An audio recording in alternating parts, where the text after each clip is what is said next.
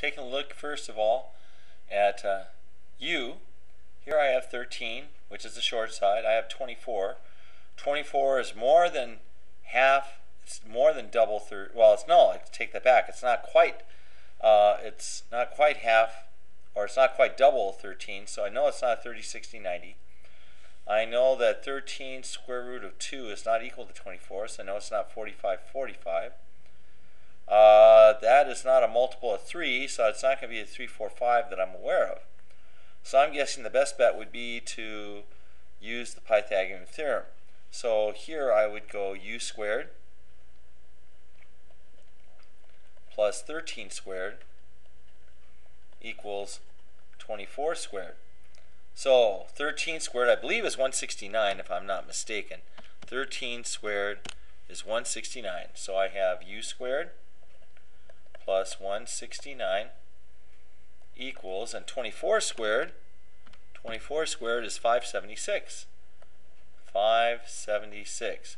So if I subtract 169 from both sides of the equation, so now I have u squared, and if I go 576 minus 169, try that again, minus 169, I get 407. 407. Let's double check that. 576 minus 169, 407. So to undo a square, to get rid of the square root it. What you do to one side of the equation, you do to the other. This becomes u. This is the square root of 407. So that's our answer for u. V, here I've got 11. I have 25. Again, I look at the relationships, and I'm saying that 25, I know that it's not a 3, 4, 5. 3, 4, 5. So I'm guessing this is going to be a Pythagorean theorem again. So I'm going 11 squared plus v squared equals 25 squared. So I have 121 plus v squared, and 25 squared is going to be 625. 625. So if I subtract 121 from both sides of the equation,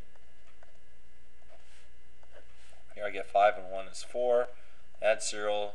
504 is equal to v squared. So that means v is equal to the square root of 504. Okay, so that takes care of v. W. Here I've got 3.2 and 1.7.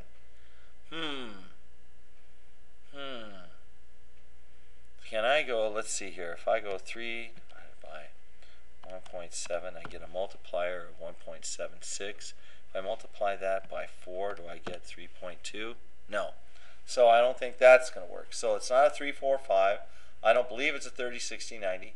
I don't believe it's a 45, 45. So at this point, we're going Pythagorean again. So we have 1.7 squared, 1.7 squared, plus 3.2 squared is equal to w squared. So 1.7 squared is 2.89. So I have 2.89. 3.2 squared. 3.2 squared is 10.24. 10.24 w squared. Add those two together. So I go 2.89 plus 10.24. And I get 13.13. So 13 and 13 100ths equals w squared. So if I take the square root of both sides, w is equal to the square root of 13.13. So if I decided to take the square root of that just to get an approximation, I wind up getting 3.624. So w is approximately 3.624. Alright, so that's for w. Whoops, MrLovellFord screwed up. He didn't get a y. I forgot y. So we're going directly to z. Here the two sides are exactly the same. 13.7, 13.7, which means this is a 45, 45, 90, which means z is going to be equal to 13.7 times the square root of 2. And that takes care of z.